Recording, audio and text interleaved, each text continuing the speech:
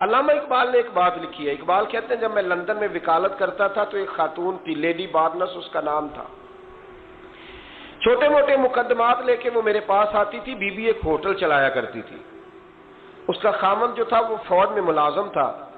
اقبال نے خود لکھا ہے. اقبال فرماتے ہیں کہ ایک دن وہ خاتون پھر کسی کیس کے سلسلے میں میرے پاس آئی، تو جب وہ آئی تو اس نے نقاب اوڑھا ہوا تھا، برقع کیا ہوا تھا. تو چونکہ اس نے نقاب اوڑھا تھا، مسلمانوں کی نشانی تھی. نقاب اوڑھنا کن کی نشانی ہے؟ اللہ آپ کو خوش رکھے. تو کہتے ہیں وہ نشانی چونکہ اہل اسلام کی تھی تو مجھے تجسس ہوا. میں نے کہا لیڈی خیریت ہے؟ میم صاحبہ یہ برقع پہنا ہوا ہے. تو کہنے لگی ہنس کے، اقبال مجھے پکا یقین تھا کہ آپ ضرور پوچھیں گے. تو میں نے کہا اچھا تو یہ برقع؟ تو کہنے لگی الحمدللہ میں مسلمان ہو گئی. تو میں نے فوراً کہا کہ آپ کا شوہر تو فوج میں ملازم ہے، فوجی کے لیے بدلنا اور پھر ملکی قانون اور یہ چیزیں. تو کہنے لگی اس نے مجھے کیا کہنا تھا، وہ خود کلمہ پڑھ گیا.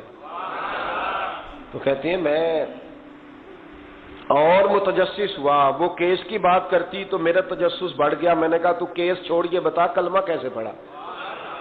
تو کہنے لگی اقبال اصل بات یہ ہے کہ میں نا بے اولاد تھی، خامد بھی بڑے اچھے پیسے کماتا، میں خود بھی ہوٹل چلاتی، پر ڈپریشن اور ٹینشن اور بلا وجہ کی پریشانیاں جان نہیں چھوڑ. یہ ٹینشن اور ڈپریشن کا نا مجھے عربی ترجمہ کوئی نہیں ملا. یہ ڈپریشن اور ٹینشن کا نا میں نے تلاش کیا ہے، لیکن مجھے عربی لغت کے اندر ان کے معنی مجھے لگتا ہے کہ اس زمانے میں یہ چیزیں تھی ہی نہیں. ہوتی تو ان کا کوئی نام بھی، یہ آج ہے نا تو اسی لیے آج کے زمانے میں ہی نام ہے مفت کا، مفت کی پریشانی.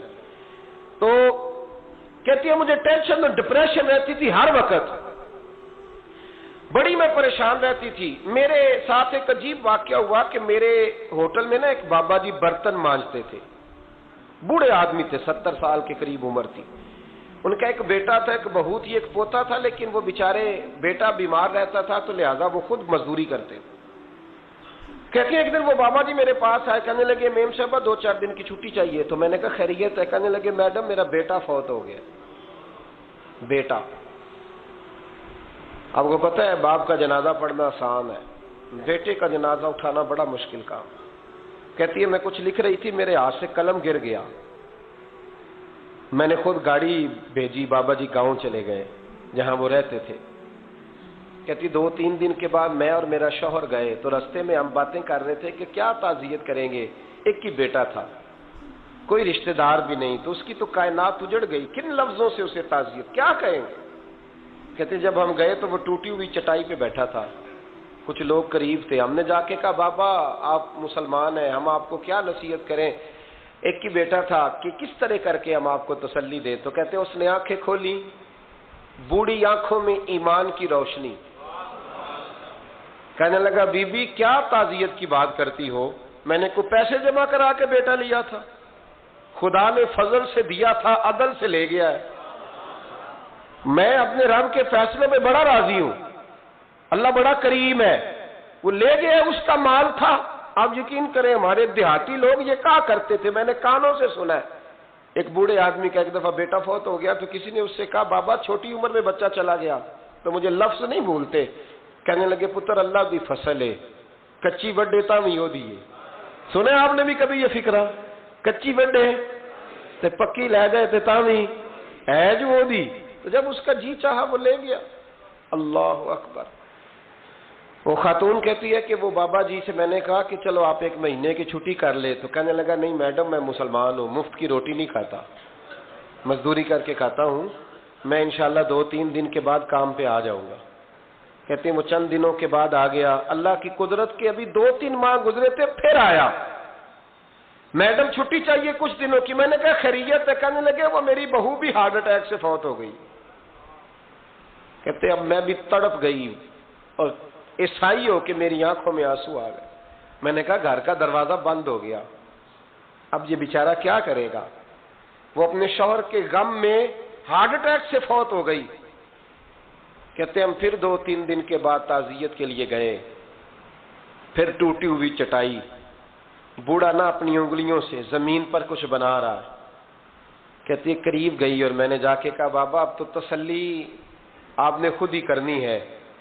جو نظام تھا وہ تو ہو گیا. تو کہتے ہیں پھر اس نے آنکھیں کھولی, آسمان کی طرف دیکھا تو کہنے لگا بیٹی کوئی پریشانی نہیں, میرا بیٹا بغیر شادی کے بھی تو فوت ہو ہی سکتا تھا نا, بس میرے مالک نے جب چاہا جیسے چاہ ہوا. میں انشاءاللہ 2-4 دن کے بعد کام پہ آؤں گا. یہ میرا 3-4-5 سال کا پوتا ہے, ابھی اسکول داخل ہوا ہے, میں ساتھ لے آؤں گا, وہاں میرے ساتھ اوپر کوارٹر میں جہاں میں رہتا ہوں یہ بھی رہے گا. کہتی ہے میں سختے میں آ گئی اس کی کیفیت دیکھ کے.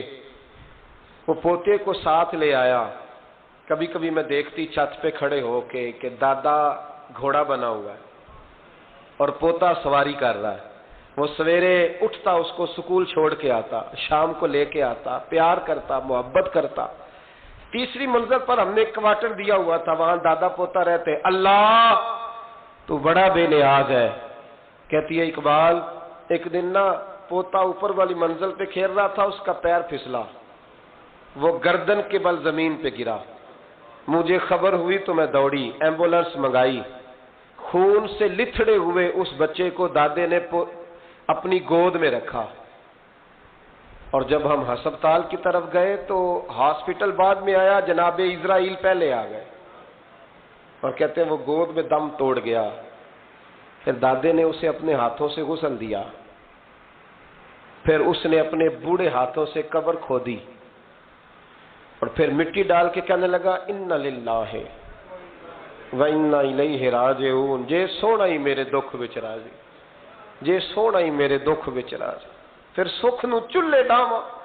کہتے ہیں وہ مٹی ڈالی اس نے, اور جب وہ واپس پلٹا تو میں بازو سے تھام کے ہوٹل قریب لائی اور میں نے اس کے قریب کہا کہ بابا تو ٹوٹ گیا ہے, تو بکھر گیا ہے.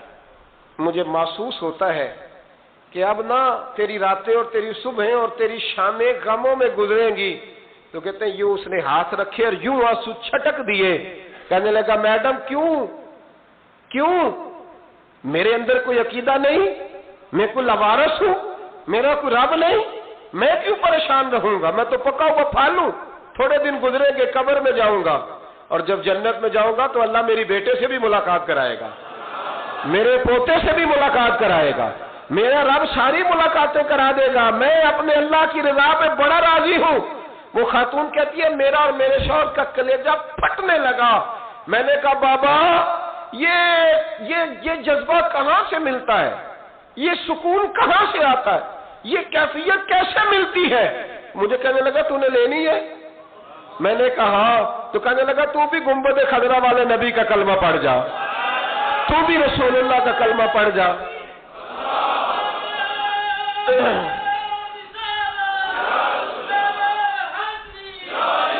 میرے محبوب کا کلمہ پڑھ, اللہ تجھے سکون عطا کرے گا.